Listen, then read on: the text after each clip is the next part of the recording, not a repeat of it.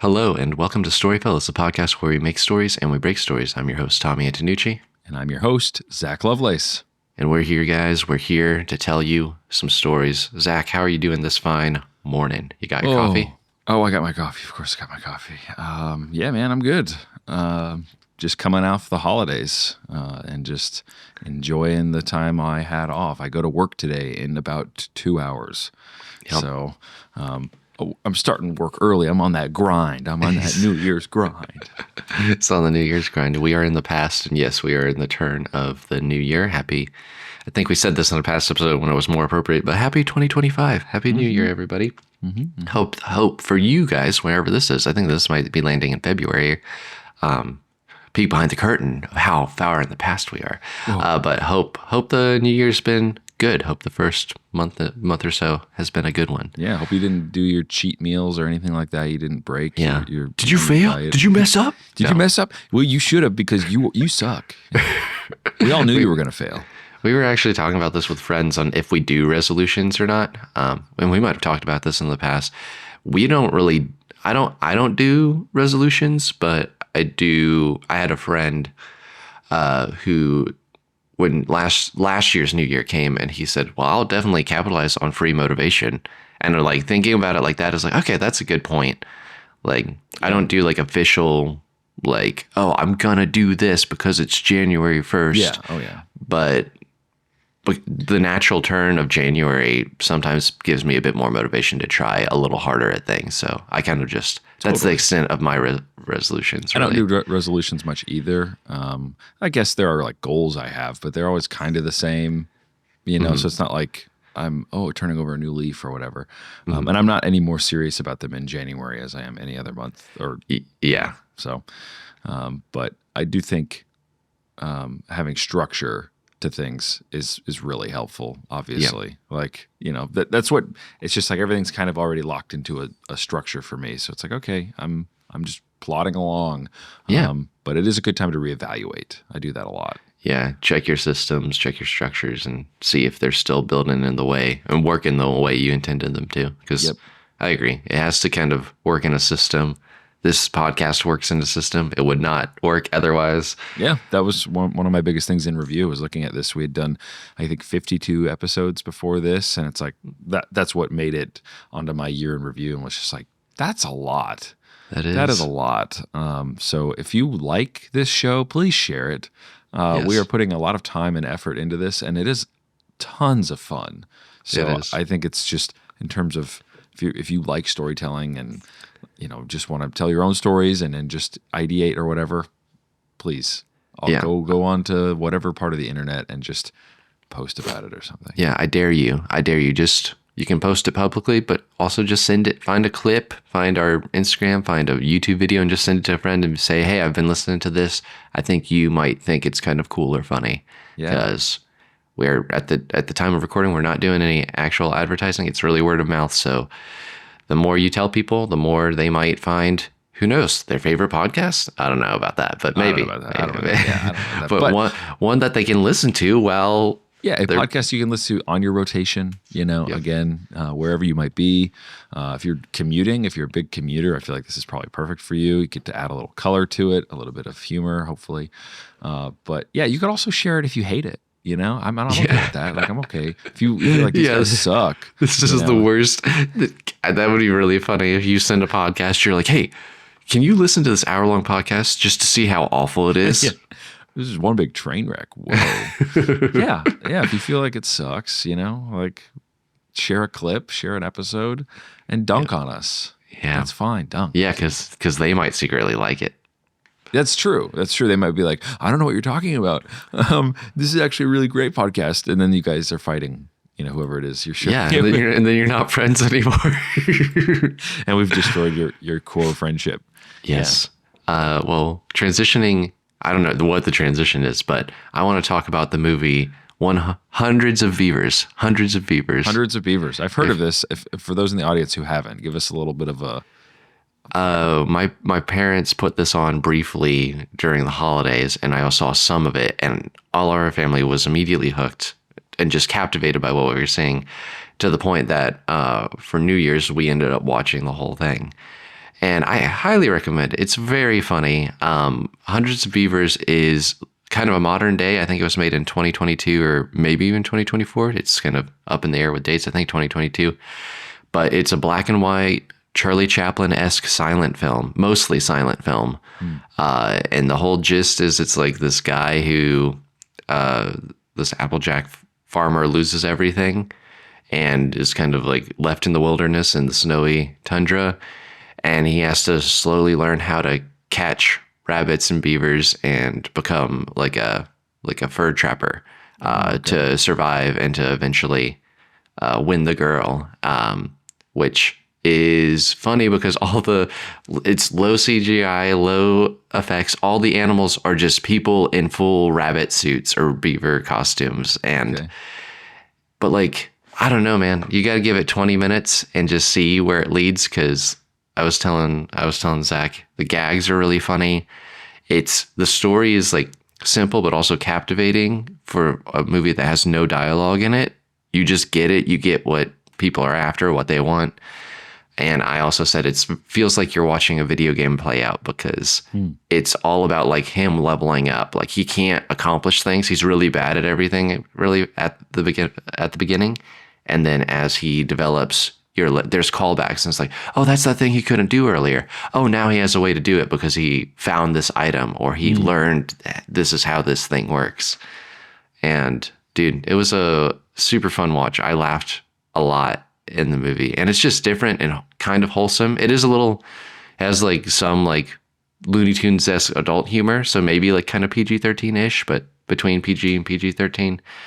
Not bad. Not bad, but anyone who likes movies and is living in a world where, oh man, it feels like everything's kind of the same-ish or everything's a sequel, give this movie a shot because it's super original and super funny and just unlike anything I've seen in a long time. All the reviews I read about it are just raving about this movie. So that's awesome. Yeah, I've heard the same thing. And it has its own kind of roadshow, like the creators, filmmaker guys behind the film, like take it around town and around the country and do a whole thing because it has that much of a cult following, which is pretty cool. But to your point about callbacks and stuff, I think it's always, I love doing that, and I know some of my favorite filmmakers love doing that. I think it's just part and parcel of a good story. You know, it's like everything is intentionally crafted, and that makes it very satisfying when you're like, oh, he's trying to do this, and then that comes back into play later on. There's not a wasted moment, as opposed to films that might wander a little bit. If your story's not tight, that's usually what people mean. It's like pacing wise, and then nothing has any cause and effect, because that's one of the biggest things that filmmaking and storytelling in general, doesn't matter the format, is built on. It's just cause and effect. Yeah. Is your character actually changing something in the world, or are they having how are they responding to the obstacles that they're encountering, and then ultimately do they change at the end? And so for this guy, I haven't seen the film yet. I'm going to now on your recommendation. Yeah. How does he overcome the ultimate obstacles? And it's little by little. Yeah, it's interesting because obviously it's just the style of the film, it can be more on the nose with things and definitely like more forward, more in your face. Like it's not like some Christopher Nolan movie where it's trying to like hide something or like misdirect you or anything like that. It's really just because of its nature. It's like, oh, it's very clear what this is for or what he's trying to do here. Like it's like the goals are very clear, which I think I've seen video essays that they argue like Pirates 1. That's why Pirates 1 is so nice because everyone's goal is very simple and it makes the movie really easy to follow compared to Pirates 2. I still like Pirates 2, but it gets a bit more convoluted of like, okay, what do they want? Like, what are they trying to accomplish at any given moment? And because of the nature of the movie, it's just like, it's all cause and effect. It's almost like they made a list of like, these are things. And then eventually in the movie, this is how he solves them. And like almost every hole gets plugged up and you're like, oh man, it's very satisfying to watch. It's very fun. That's cool. So yeah, check out that movie. Nice. From Tommy's table of recommendations. Yeah. Hundreds of Beavers. Hundreds of Beavers. Yeah.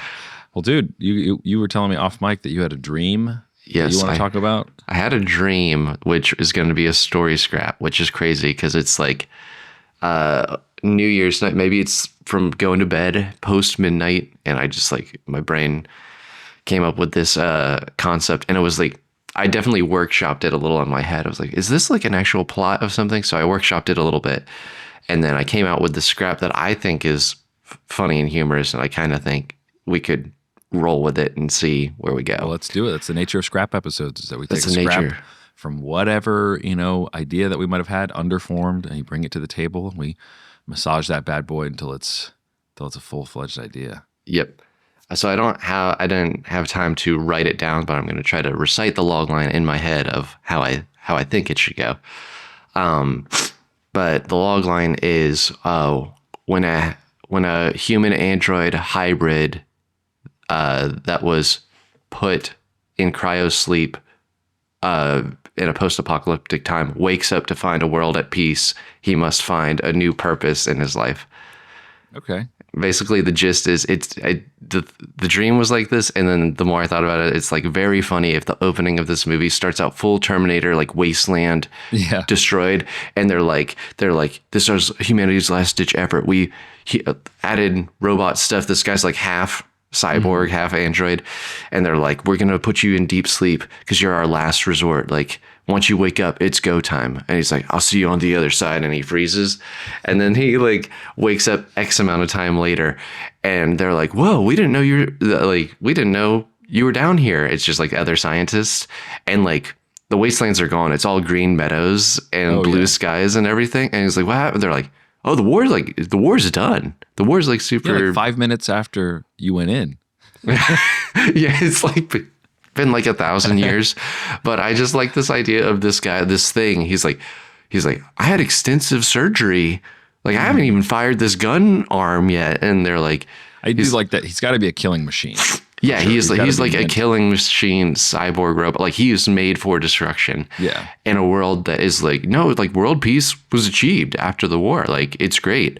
He's like, well, maybe I could work for the cops. They're like, there's no more cops. We don't need them. Nobody We're needs good. him. No, that's funny. I like that a lot. It has a lot of interesting potential, especially that opening. Yeah. Did you have a name for the character at all? No, I don't have a name for the character. So the rest of the stuff is open. I do just imagine this being in the vein of like the tone of a rom-com a little bit because I think it'd be funny for him to meet someone. So on that note, I actually was imagining to add a little bit of sting, because that's usually what I'm here for. Yep. Add a little bit of sting to the story. He has like a wife and kids, and they're like, he's our only hope. He's like one of the head generals of the resistance army or whatever. And he's just like, he says goodbye to them, and it's very tearful and everything. And he's just like, I love you. And then he goes into into surgery, and he's like, whatever. Yeah. My question would be like, well, I'm actually fixing it in my head. Would be like, why would they put him into cryosleep if he's so needed? And I think just part of that process was keeping him under. Mm-hmm. And so he just never came up out of that process. So the process of turning him into a killing machine is what. So he's like, and then we need to stabilize him post-surgery. He needs to rest his mind or something like that. Yeah. Like to be able to fully integrate the cybernetic aspects of him, like he needs to be totally, in a coma, basically. Like you'll be in a coma for 2 weeks, while the machines and you like meld and your body doesn't reject it or whatever. And then it's just, 2,000 years later, he wakes up. And it's just funny that he had like said goodbye to his family.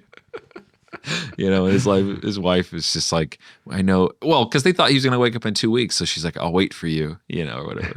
And she doesn't. Like he finds history books and there's like, she remarried. Like, because I think there's something, because like there has to be a reason they don't immediately wake him up. So I think the war is still going on within those 2 weeks, and maybe like the facility gets blown up, and they think everything's lost and like crumbled under there or something, or like he falls into like a fissure in the ground or something. Yeah. There's like but then the machine still is holding, like he's just like a popsicle frozen in the thing. So it's a lot like Idiocracy. It's basically the beginning of that, where don't they like freeze? They're like, we're gonna freeze you for like 5 years, and then it's like it's hundreds, like 300 years or something. Yeah. And then everyone is an idiot in the future. So it's but it does have that same kind of thing where there is peace in the future. It's just that everyone is so unbelievably dumb. At least I don't know if it's like said at any point that like, oh, the world has not been at war or anything, but I just that's like part of, they have kind of like a utopia type thing, but it's Yeah. because everyone is dumb. In our movie or No, in Idiocracy. Okay. Idiocracy. I thought you were saying our movie. I'm like, I don't want to retell Idiocracy. But No. Yeah. I'd hardly tell it a utopia in Idiocracy. Like they're only happy because they're dumb. Like everything's kind of bad. Yes, that's true. That's very true. No, so I think to that point, him actually going missing, like they built the perfect weapon, is actually how peace was achieved. Is like that the enemy side, whatever they are, or maybe they're aliens or something like that. They're like they saw that we destroyed on accident, obviously, but the humans say it was on purpose. Like they destroyed the perfect weapon, the perfect soldier, and they took that as like as a gesture, toward peace. And so when he comes back, like that could actually reignite the war. After 2,000 years. Yeah, exactly. Like, I do think we need to explore that, whether that like if the outside world does that, but like he's a weapon like thrown into a world of peace. Like I think that will have some repercussions because people will be uneasy with him popping in. Yeah, either so regardless, but I do think I think that's really good. Of like they're trying to build the ultimate weapon. They're like we're gonna smear all those other guys, the other aliens. Like we're gonna annihilate them, and then like the facility crumbles, and they're like the general and the other general like are meeting. They're like, we knew you had a perfect weapon, and you're destroying this. We take this offering of peace seriously. And he's like, oh yeah, of course, yeah, and then but it truly brings about peace once they're like, oh, there's a ceasefire. Okay, you're willing to stop, we're willing to stop, and slowly but surely, like real world peace comes around. Oh yeah, I have a name for the character, by the way. Okay, so hit me with. I don't know if it's his actual name, maybe more of an acronym for the program, but since it's like the mother of all weapons, basically, we just call him Nuke. No, I like Nuke. Yeah, he's like, I'm Nuke. Because he probably does have a real name, but by the time he's like alienated from himself and everything, he's like, I'm Nuke. It's Duke. Duke was his real name. Duke Nukem. That sounds so good. Well, Duke, that's a real name. That's a real character. Oh, from what? From Duke Nukem, the video game. So it's like a parody of Doom. Oh, okay. Of Doom that came out back. Duke in the day. Nukem's mighty powerful name. I love that. Oh yeah, you gotta check it out. For those, I'm sure there's people in the audience who know Duke Nukem, but he's known for like really crazy catchphrases and stuff. Haven't seen him for quite some time. He should be in Smash. That's my pitch to the creators of Smash. Nice. It makes me think of did you see that Smiling Friends episode with the old retired video game character? Mm-mm. Okay. Well, is it the big devil guy? No. It's like Smiling Friends. I think it's a real video game character. Gwimbly. I have. Yes, I've seen. Yeah, okay. Have you seen clips? I know Gwimbly. Yeah. Or Gwimbly. Like he's in an episode of Smiling Friends, and it's funny because they do mixed media, and he's 2D polygons. He looks like he's from a Nintendo 64. But he's basically washed up because nobody plays Gwimbly games anymore. And then they are trying to like find a reason for him to keep going. But I imagine Duke Nukem is like the same thing, tell the same story. Like he's just in an alleyway somewhere. They're like, are you Duke Nukem from? He's like, yeah, no one cares about me anymore. But Nuke is a great name for this dude. I really love it. Like the opening's very powerful. I feel like within the first 15 minutes, like we are in the utopia world. Like it's gunfire stuff. They're like, you're doing this for you're not doing this for your country. You're doing this for the world. It's like happy to do it. Like has a surgery or something. And then they just freeze him. He's like, yeah, his wife's like, I'll wait for you. They freeze him and wakes up like it's like some cavers or somewhat like some like people like caving. They're like, whoa. Or they drug it. Like they find the tube and then people pull it out and Alicia, wherever it might be. He's like, is it go time? They're like, whoa. I don't know. And maybe it'd be cool if they knew. Killed somebody. He just comes out and it's just like. Well, actually, it would make sense because, like, if we have to figure out a little bit more about the conflict in the beginning. Is it just people against people? So it's like, or is it people and aliens? Because you could have an alien guy who's like clearly at peace with the humans, and he's just down there and he kills the alien guy immediately. Yeah. I think we need to decide what level of comedy it is, because I'm fine. There's a certain level of comedy that I'm fine with, like the needless violence. Because that's that level where he pops out. He's like, oh, it's just, and he just like blasts the alien, and then they're like, no, no, no, no, no. And it's like, we're fighting them. Because I like the idea that they're all like in unison now, like the aliens and they're like, oh, he's like, we're at war with them. And they're like, we've not been at war with them for 2,000 years. Yeah. And he's like, what? But then, so you could tell that either way, where he almost kills the guy and like they jump in front of him and stop him, or it is, if you want to take it to that level, almost kill him. I do think, because it just like kicks off the story just so just like, well, I don't mind, like it's like kind of a Hot Rod-esque a little bit, where he just blows up. They're like, that was the first murder in like 2,000 years. Yeah, probably like less than 2,000 years. It probably took him a while to iron out the kinks and everything, but but then, okay, so we're there. I think that all makes sense. There, you have a little bit of that Captain America being unfrozen panic, where he's like, what, maybe running through the facility and stuff. And it's almost they like be able to stop him, because they're just so totally nerfed by peace. At this point, so they have no cops, like you said. They have no maybe robots do something, like some sort of resistance, something. Yeah. It would be, I think it started out, it'd probably be like this like fury, like where he's not maybe like killing people, he's like running through and pushing people over, killing people left and right. Yeah. He's just got a Samus arm. Yeah. But I think I definitely think this is comedy at its core. So you can have all these tropes where he's running to the windows, like where another thing is like, you've been asleep too long, and it's like the end of the world, where they're like, you've been asleep too long, and he keeps like running to the windows, and there's just like green grass and like children playing hopscotch and stuff. And he's like, oh, and he keeps running, and he's just like, everything's perfect.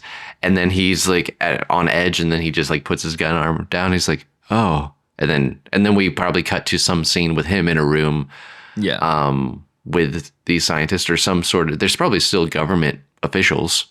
At least in some capacity. Yeah, I think something like that would draw in like some like government lady leader or something like that, where like she comes to meet him, because like if you uncovered the last weapon, and not only the last weapon but Earth's ultimate weapon, like I think that would be like the powers that be would come to totally talk to him and confront him. I do like that idea. Sorry, it's a morning episode. That's all good.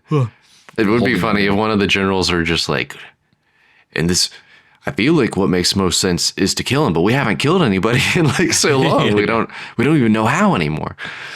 Well, yeah. Do we want to make them that dumb? No, I don't want, because it slips really easily into idiocracy if we make them too dumb. Yeah, I think they just they're too naive. So if you remember, what is it? The Invention Tim of Allen Lying movie, Galaxy Quest. Oh yeah. Oh, those aliens, like Rainn Wilson. Yes. Alien. Yeah. They were borderline dumb. Yeah. We don't have to make them dumb. We could just make them at peace. Like let's try to think. I think we're trying to be real funny with it, but in a world that was just like, it's been at peace for a long time, a near heaven-esque experience. Yeah. If this thing of legends came back, where it was, I think people would be a bit fearful of it, but also if we're on Earth and this was Earth's weapon, it's like, okay, there's a level also where like he works for us. So it's like this little unease. I think unease would be the general feeling. Agreed. I guess if we're getting somewhat philosophical at this point and a little theological, where it's like, if they don't need cops, like what is the level of crime or anything like that? Like, are there people who are still jealous and fearful? I mean, obviously they would be we have no story otherwise. Or we like legitimately push it that hard, and it's like, it is a world where it doesn't have any of these problems. And basically what the story would be telling is that either he gets absorbed into that world, like, and he kind of sheds his killing machine-ness. Yeah. Or it's the other way around, like, and he kind of shatters the illusion of peace, which is what we were kind of setting up before about, like, okay, they were at peace because of this. Yes. That it starts to unravel because of and maybe we can we can be creative about like how that actually works. So like the aliens, for their part, and they can look like humans. They can have like, you know, minor differences or whatever, different skin colors or something, like they're green, whatever. It doesn't need to be anything that crazy. Yeah. But they have like devices that just take that part out of you that humanity was like at first resistant to, and now they're like, okay, we're back. Like humanity never actually, like we didn't actually agree to peace. Wait, and wait. so they turn off those devices. The devices are on the humans? Yeah, Or they're on everybody. Like that's just Okay. part of life now. Is like we figured out that it's to control ourselves. It's to, you know, have these types of devices. I feel like that gets away from the fact that the peace was. I mean, maybe not. It's been 2000 Well, it's years. like, yeah, that I really like that because, like, first off, that creates an ethical question of it's like, oh, are these devices good or bad? Because are we like it is bringing about peace? Like it's repressing the like it's in a sense getting back theological. It's kind of repressing sin in a Yes. sense. So like, but then the argument is like, but I'm like, I don't know, the argument from this movie could be like, well, I'm not actually me with that thing. It's like, okay, but Yeah. the thing with, yeah. So I think that's interesting. Let's put a pin in that because I do feel like that makes this movie a little more serious in an ethical sense. Well, it would have to. It have to yeah. address it at some point. So it's like I think Yes. either what you do is you have it be addressed immediately with the device thing, and he's just like, "You guys aren't fighting. Like, what happened?" It's like, well, first peace was brokered on the fact that you ceased to exist. Yeah. So like that was a big thing. Not that there wasn't like interpersonal issues and it wasn't bumpy for a little bit, but then eventually, as the aliens integrated into our society, we got their technology and they got our technology, and vice versa, whatever, and we eventually blended into this thing, you know, this population or whatever, and part of that is maybe that there's like underground Morlock people who are like, we didn't want the device. I think that's leading to like a Snowpiercer-esque, like there's two routes. When I originally dreamed this up, it's funny for him to just be this cyborg to be in a rom-com, meet a girl and try to like make it work with the girl. And that's the story. That's one route. But the more serious story is because it is a little unrealistic to have like complete world peace. Like that's kind of like a fanciful world, and there's not a lot of conflict for him to deal with. You basically have a Superman story at that point where it's like, where do I belong in this world? Well, it's the reverse because the whole world is Superman and he's not. Yeah, yeah. But it does kind of make sense that if we, like, there'd be some level, whether the utopia is with these little machines, it's like there's some underground people who don't want the machines. There's a resistance to it. So it's like, yeah, we're almost at peace, which is just, that's the age old, like violence is what leads to peace. It's like, okay, well, and maybe they try to utilize him, but like in a not holding the smoking gun kind of way. They're like, well, maybe you could go do this, and he befriends a girl who's there, which I think we'd have to have him grieve for his family. That For sure, just, yeah. a little bit. So that's not like a rushed thing. What are you feeling? Are you feeling like that story, like where he deals with the, like, I want to make it different enough from other movies in this, because like there's countless movies about, like, Elysium is very much like, sure. we have utopia over here, but then Earth is kind of bad and ragged and stuff like that. I don't know if I'm a fan of the Morlock type story. I think you could keep it to where, you know, they have figured out, like, the comedy is just, it's a comedy. So the idea, like, we're not trying to make you think too hard about it. What we're really trying to get to is the bread and butter. The bread and butter is not the exploration of these ideas, but rather the cyborg on a date type stuff. I think we just lean harder into the comedy. I think this is like a world at peace. I think it's funny if he makes a friend who's like maybe a scientist or something, and he's like, oh, we can, you want to go get a bite after this or something? And he's just at the, I want to get to a scene where he's like, yeah, we've just heard about guns and stuff. We've never actually seen them. He's like, but like, what's it like? and like they go behind the guy's house, and he's just like, well, he like just like shoots like a giant can or like a tree stump, and then like the scientist is like, oh, and he's trying to not be excited. He's like, oh well, man, no, that's vile. Could you do it again? Could you do it again? And he's just like, they're just like shooting stuff in his backyard, and the scientist is like, that's so cool. Because like they don't have weapons. Great. I think that's really funny that he would be like, the power. He's like, he's like, can I shoot one? He's like, well, it's kind of my arm. I guess you can hold it. Like, and he's the guy's just like holding the guy's arm. He's like, all right, I'm ready. And he just like recoils from the thing. I think, that definitely, and that what that is though, is definitely the arc where the people are corrupted by his ability for violence. Basically. Yeah. Like not even, yeah, I think it is interesting. It's a weird tonally, because like maybe they fell into like, where does the story go if he's the corruption of like leading people to like the power and violence to kill, basically. Yeah. Well, I think that's what you'd have to say, that their peace was actually an illusion, which we already have that kind of in there. So it's like they're not actually at peace. Again, either the devices are doing it to them, or I was even thinking maybe they've just bred so much with the aliens at this point that I don't know. Like I like the idea that the part of them that is human gets awakened by him. Yeah. And it starts the war inside of themselves, which is, a nice like theological kind of thing there. Yeah.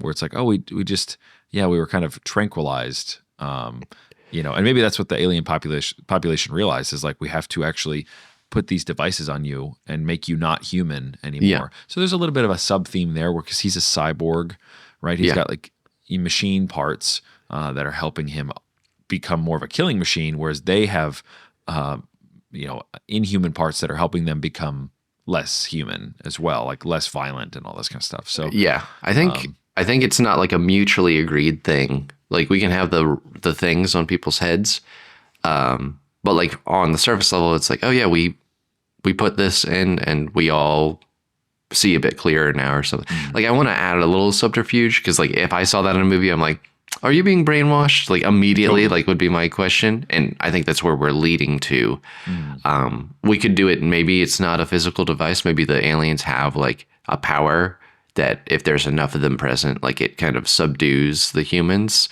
a little bit, like hive mind-ish a little bit. But yeah, something like that, where he's like, oh, I guess the world's at peace. I guess they don't really need me. And then something happens that he realizes, oh, wait, humanity's kind of being throttled. Mm-hmm. And maybe he does meet some sort of resistance and hiding thing. Like, it's like the surface world seems great, but there's not even talk about a resistance. Like it's not this, because I think that would steer us away. It's not like, oh yeah, things are good here, but there's these people over here.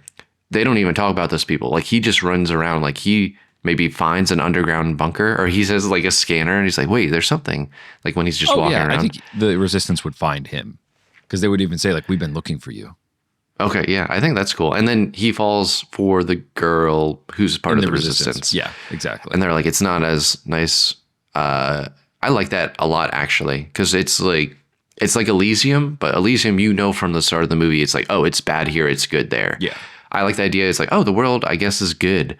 And then you discover that it's not that good later. Like you discover there's this whole other underground city. Because I think a lot of movies deal with that, but most of them immediately show the contrast from the beginning of the movie. You hit the nail on the head with the ethical dilemma here. And I think that the ethical dilemma is like, okay, nobody's being murdered. Basically, he woke up inside of a prison. Mm-hmm. Where everything is completely controlled by these aliens. And of course the people there believe their own, propaganda basically. And so because they are connected to these devices, or they're under the hive mind of the queen alien or whatever, who would be really cool if that alien was old enough to remember him. That's so that there is like a nice, callback basically. Mm-hmm. Oh man, he needs to kill her. He needs to kill her. I want him to like activate at some point, like Iron Giant style. Like, when it's like, everything is just like he like gets twice as big somehow, and his chest opens up, and they're like, this is why they call me Nuke, and he just like blows up. It's really funny if he kills the big boss, like no problem. Like it's Oh, just yeah. just Oh, so I'm thinking- easy. This imprinted hard on me as a kid, but that opening alien in the first Men in Black movie that's like running at them and they shoot it and it just like completely goes into blue Yeah. slime. Yeah. It's like that. It's like just. I kind of want. We talk about Barry a lot, so minor Barry spoiler here. Oh, yeah. So Barry's skip good. Barry's good. a minute forward if you don't want. But I think it's season 2. Season 2, he specifically does not kill anyone the entire season. Like the whole thing is like the story is him trying to not be a hitman, and then it all culminates in the final episode of season 2, where he snaps and he kills everyone. And I kind of like that. I like having this human weapon that does not cause anyone harm really for a long time until the climax. And then at the climax, he's like, okay, it's go time. And he just like levels up everything. Like both arms become guns. And he's just going to town and fighting all these aliens. I love that. Yeah. Like, and he's just in a cool. city of them. And it's just like, the resistance has basically told him like, it's that moment in Signs. Have you ever seen Signs? Long time ago. It's been a So while. Joaquin Phoenix's character is like the washed up baseball player. And Mel Gibson tells him like swing, and he's just like, Oh, when he's like hitting the glasses and stuff? yeah. He's like, he's hitting the alien. He's killing him with the baseball bat. But that would happen with this as well. It's like, you can't activate. If you activate, like the queen will see you, will hear you, whatever. Like obviously activate full death mode, basically. Like, yeah, he has like a little AI in his head. It's like, do you want to go full death mode on the scientist? He's like, no. It like keeps implying that. It's like that Spider-Man joke. And then at the end, he's like, or the insta-kill joke that he's like, let's go full death mode. that's true. super It is cool. a similar. Like he's joke. got his normal weapons and gear, but I like the idea that he's got full nuke, Well, I mean, he could actually be a nuke too. He could actually explode. yeah. And I think that would be kind of interesting. Yeah. And a little bit, I kind of like that. Here's your sting, is that he never really got over his wife. He never really got over his children. And I like the idea that the queen tells him like, I've been alive the whole time and your family was like delicious or something like that. And he's just like, no. Yeah, I like there still being a strong female character in the Resistance, but maybe we just don't play into it, or like we play like there's like a bond, like a friendship, but he doesn't really entertain the romantic side of it. She's trying to, because she's like, oh man, I'm. This makes sense. I'm the head of the Resistance, or like part of it, or whatever. Daughter of the head of the Resistance, who can then die. I think that's great. And then but then like to him, it's like pretty recent that he was married. Which this is a really bleak picture for those who are listening, which is hopefully everybody. But this idea that like we introduce a nuke, a nuclear warhead into this world that has like totally peaceful, and then it just goes off at the end.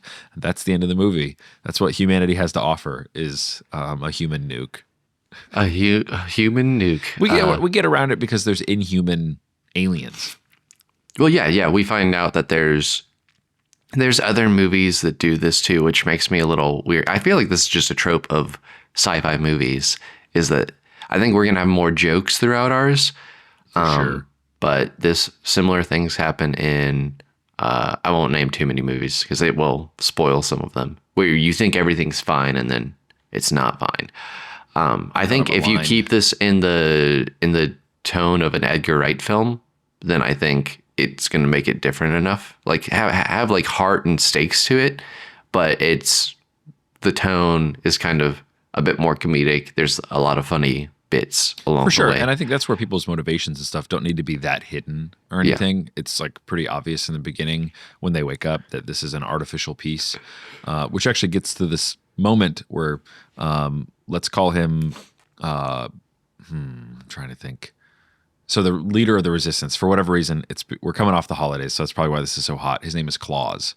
And so Claus is the leader. yeah, and he's like a big Santa Claus looking guy, like they call him that. And he's like, I come bearing gifts, and he's got all these guns and stuff. Yeah. Whatever.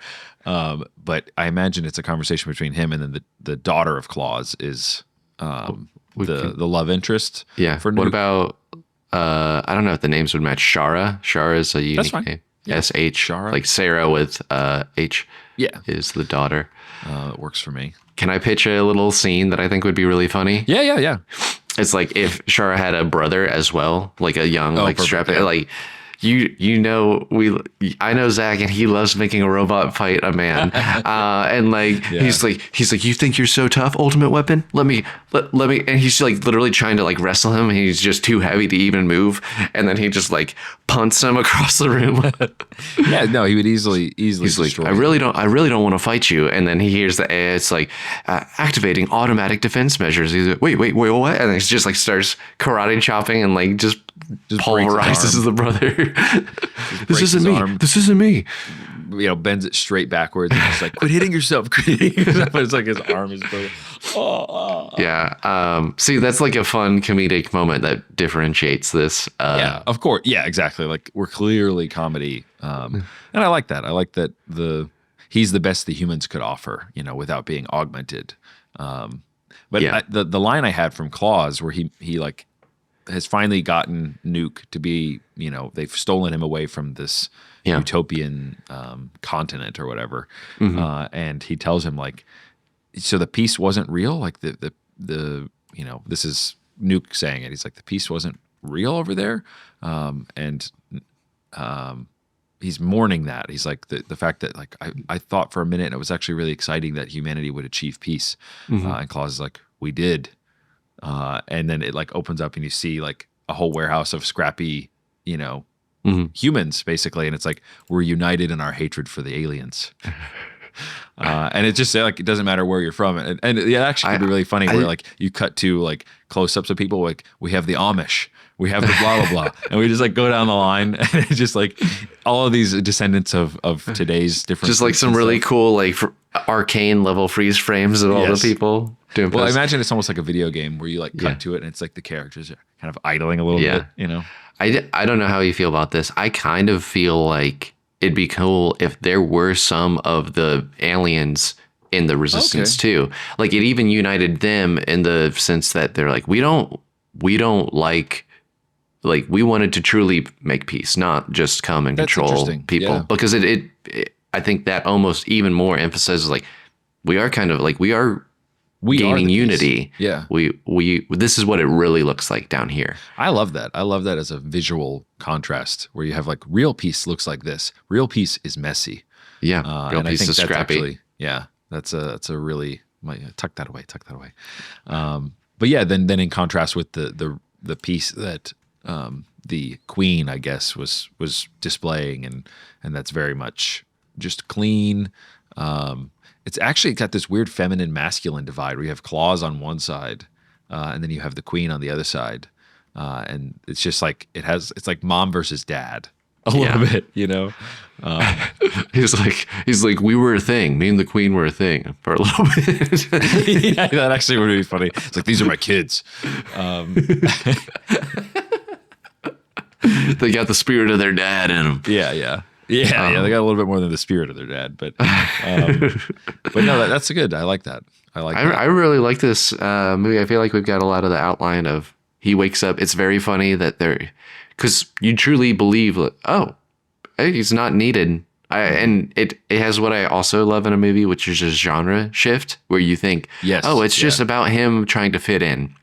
And maybe he does try to like, I don't think he's in the dating scene. Like maybe we have like a little montage of they're like, I don't know, like you can get a hobby or something. And it's like him in a pottery class with his gun arm. Yeah, and he's just like trying, and he has like an apartment and he's just trying to fit in. Like the first half of the movie, not the full half, but like the first quarter of the movie is that where he's just trying to have a normal life as a android guy. Yeah. And not cause mayhem. And then one of the resistance people like find him or leave him a letter. They're like, meet us at the Shara finds him.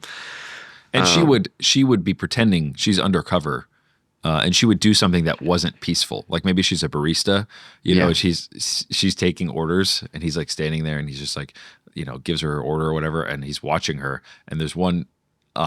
This one like alien or whatever that's like, maybe I'll take and then it's just like you see a bead of sweat on her brow or whatever. She's like with, you know, trying not to look angry. No, she's making the coffee. Yeah, I like the bead of sweat. Like he has like one cyborg guy and it's like zooms on the bead Yeah. of sweat and then like he's like looking and then like when she's making it, like she kind of glances around, and she like spits in the coffee. I like that. Yeah, just It's just like freeze frame enhanced. Just like big loogie. yeah. And then he's okay. like, and he follows her, and then is able to figure out. But because he's following her and they're following him, I feel like that's where the conflict reignites. yeah. Yeah, I like Yeah. that. And maybe we I, even see reports of like, there was a landslide on the edge of town or whatever, of this big city, and they call it a landslide. They call it a natural disaster. It's like the only thing we fight nowadays is the weather and natural disasters, but that's actually what it's the resistance, like doing bombs and stuff. Like they're trying, and they're just totally propaganding. oh, okay. I like that. The aliens are just saying like, oh, it's just the weather. Just the weather. I like that because especially if you have some level of hive mind, like I don't think it's a full hive mind. I think it's just really, it's a little idiocracy, not making them dumb, but it like represses, like it makes them hard to focus. If they're like, if like Shara pulled a gun or something, then like the chips or thing take over and they just kind of move away from that. Yeah. And then like they don't really remember and then, yeah, or they go to sleep. And then there are some sort of level of enforcers or aliens. Yeah, the purebred aliens, I think, that actually, could be identified by their like weird gills or, like I said, whatever like would think. They're humans in makeup, obviously, but I do like the scientist that he teams up with early on, that he shows him how to use the gun. Yeah. They walk through that whole thing and like security protocols. Like he takes out the gun and he immediately falls asleep. Like that kind of thing. Or the scientist can say like, hey, if I don't, we need to go into this room because if we don't, then the chip will actually make me fall asleep. No, interesting. It's for so do the resistance people have chips too? I think they probably don't. Okay. They're either like they never were chipped, or they took them out. I think it's cool if he's able to fix things for the resistance. They're like, yeah, we have like parts of weapons that don't work anymore, and we're not strong enough. And then it's activating a weapon repair manual, and he has all this like access to knowledge, and he's able to repair and build their armaments and stuff. Because then you've got this kind of charge, like a small army when they do the rush on. Because then there's this whole plot. They're like, the queen lives here or something, or we need to do this, or maybe they do it a bit more heisty. That'd be kind of cool if they're like, you're an important figure, and I have a feeling the queen will want to see you soon, especially if some ruckus starts happening. Oh, I think she would see him almost immediately. Yeah, maybe that's the thing too. Maybe they does the queen immediately invite him? Or maybe the queen stops and meets him, and she seems super nice or something. She's like tall and blue, and I keep picturing these guys blue and regal and like very nice. And it's like, hey, welcome to this peaceful world. We're not in need of your services right now, but You're I will keep in mind. Decommissioned. Yeah, which I don't know if she would just try to put. I think that's interesting if she like puts the thing on his head and it doesn't work. Yeah, like. Because I think that would be my goal if I was the queen. It's like, wow, a super weapon. I'm going to tuck this guy away and be sure to control him. And you put the thing on and you think it works, but the half of his brain is android. So he's like, it shorts out not too long after. Yeah, totally. And doesn't work. And maybe that's where like the resistance people come up and he's like, I just feel a little funny, but he's still in control. I think he just would completely reject it. Like it, not that just like on principle, but like they wouldn't be able to, the technology wouldn't integrate with him. And so they have to just keep a close eye on him. And so basically that's why she gives him the like scientist sidekick guy. Is like just to keep an eye on him. I think that's their weakness. Cause part of me would be like, why would she not just destroy him if she can't fully control him? But it seems like the alien's whole thing is control. Like almost like that's their idol. Totally. Their idol is control, this level of control. So they wouldn't want to destroy it. They'd be like, no, we need to control this thing. And that's why they don't destroy him immediately. The hubris of her thinking like, oh, I can figure a way to keep this guy under control. Yeah, And she agreed. can't. Yeah, And then yeah. he ends up with the resistance. And she's developing, and the scientist guy can betray him at some point, and then he can like double betray them, so he becomes good. Because we really set off in the beginning with like him enjoying the gun thing, that Yeah. he's like, we're awakening something in him. He goes, I hope this doesn't awaken something in me. The dean from Community.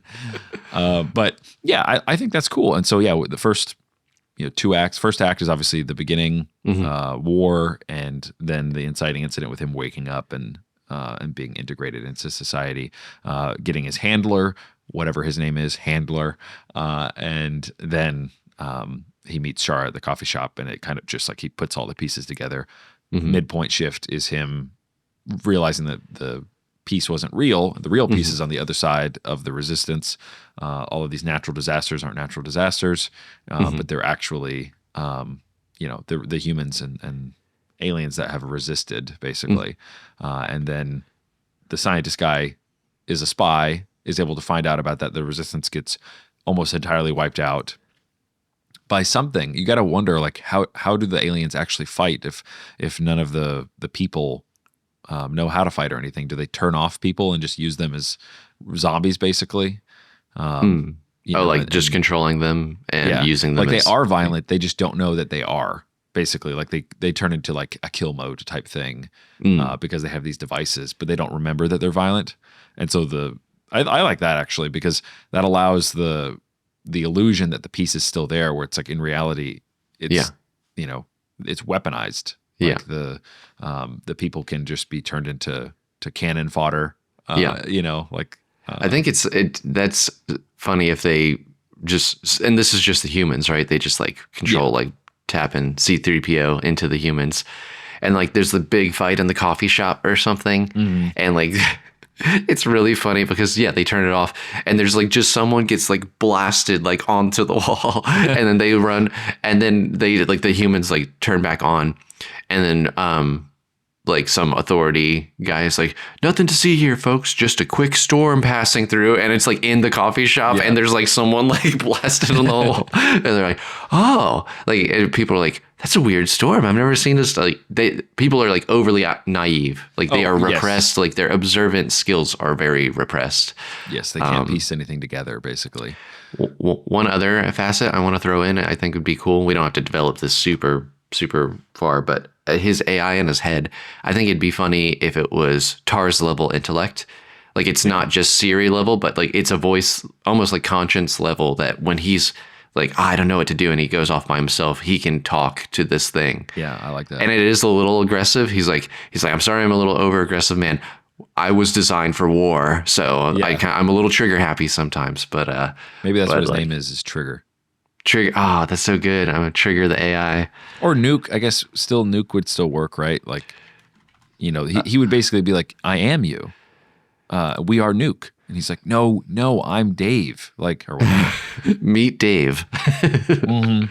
No, I really like, I'm really leaning towards Nuke being the title, and I think Nuke being him distinctly. Yeah. Like he doesn't even maybe remember his original name. That's true. It's like they just, I think that triggers, and a trigger might be a better name just because he triggers a total destruction of the world, basically. Okay. Like he's the one that, and he's also, pulling the trigger, but it can be like TRGR. It's kind of cool. Okay. TRGR.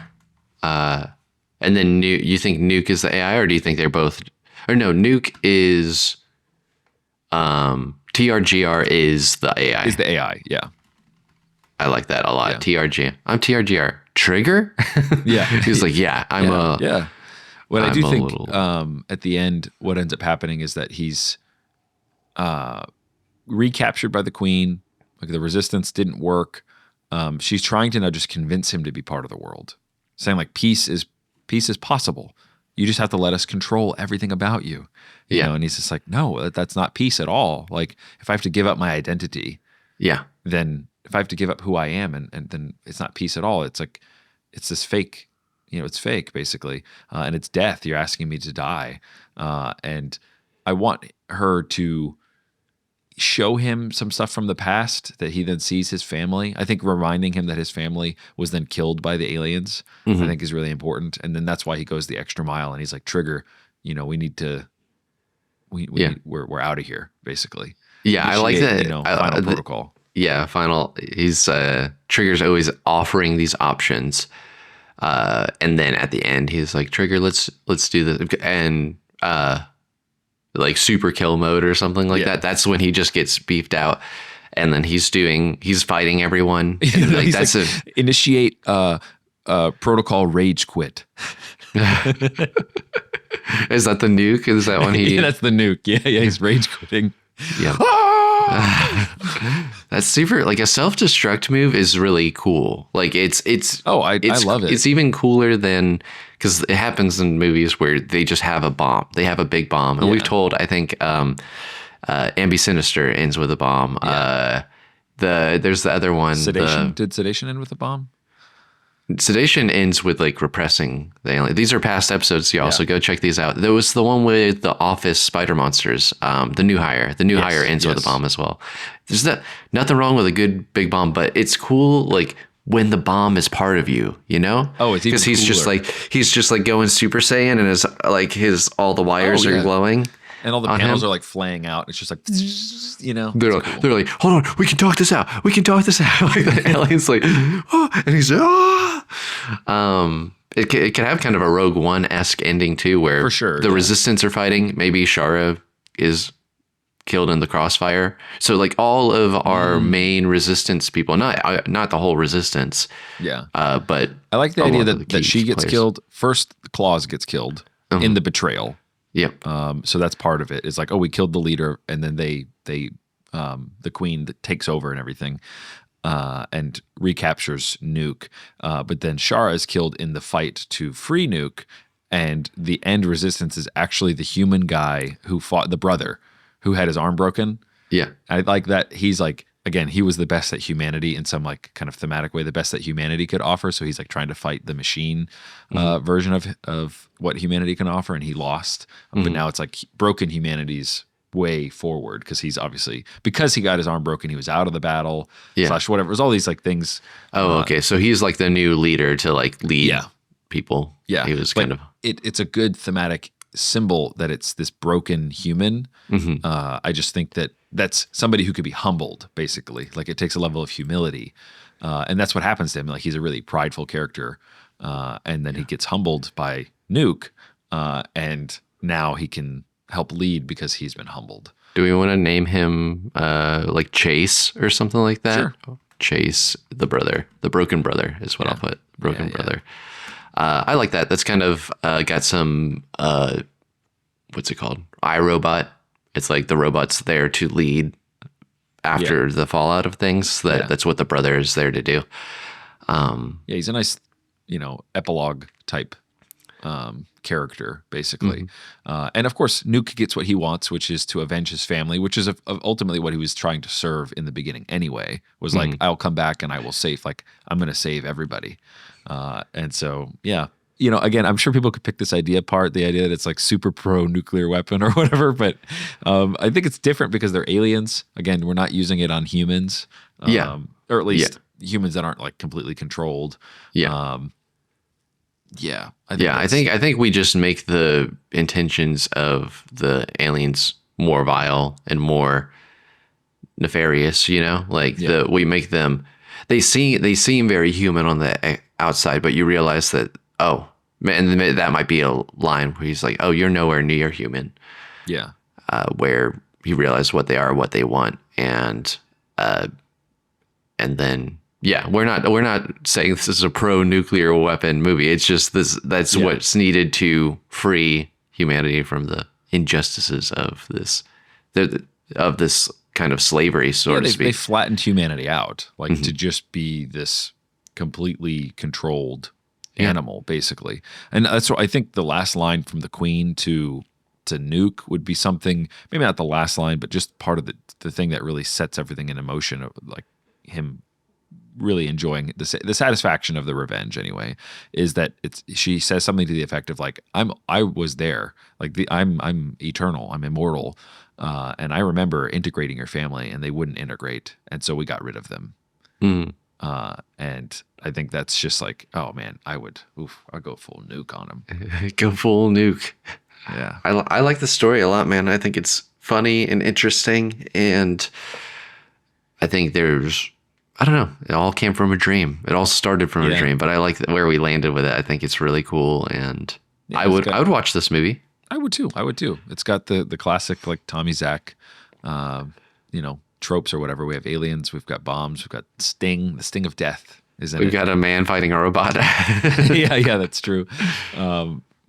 Hopelessly fighting a robot. But then, so what are we thinking in terms of title? Because we do that at the end of every episode. For those who stuck around, you probably already know this, but I forgot to give the intro this morning of what we do. I'll have to bake that into like a little intro card or something at some point. Nice. But yeah, guys, if you don't know what this podcast is about, we tell stories. I really like the title. Like Nuke feels good. Trigger feels good, but it's like the AI, and it feels weird to like name it after the AI. The idea that popped into my head initially was Killing Machine.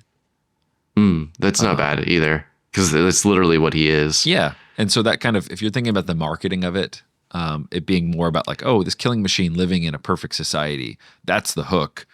But then we shift the genre. So we don't want to talk too much about the genre shift. Yeah. But, something to that degree. I also thought Peace Machine could be kind of an interesting name. It sounds good. It sounds like a band name.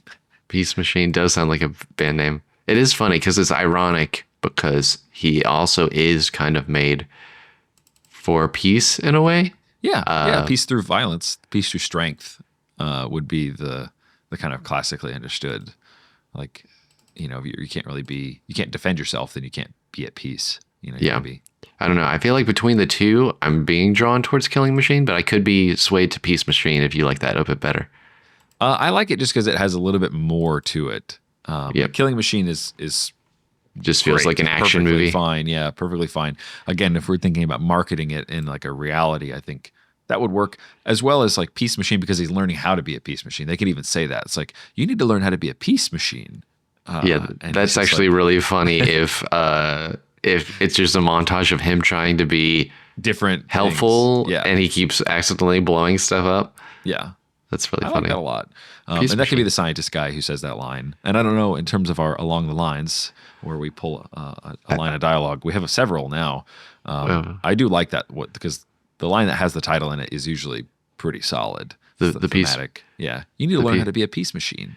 Yeah. I like that one a lot. I also like the one that we said earlier, which I can end on. But before I end on that line, y'all, if you liked this episode, or if you have other little tidbits, little sprinkles and seasoning that would help tighten some of these story beats, send us a message, comment below. Yeah. We'd love to hear from you, because it takes a village. It takes a village to tell a story. Yes. But I will end on the other alternate line too, because I do like, you got to be a peace machine. I like that one a lot, but I also like the one that you were talking about, where Claus is down there and he's showing him the resistance, and he says, this is real peace. Real peace is messy. Real peace is scrappy. Mm-hmm. Thank you all for listening to StoryFellas, a part of the Pemmican Studios podcast network. Check out our show notes for bonus material, links, and more. To find out more about our current projects, send us messages, and suggest ideas for the show, go to StoryFellasPodcast.com. If you liked what you heard, share the show with a friend. Word of mouth is the best way to grow this community. Until next time, go make and break those stories.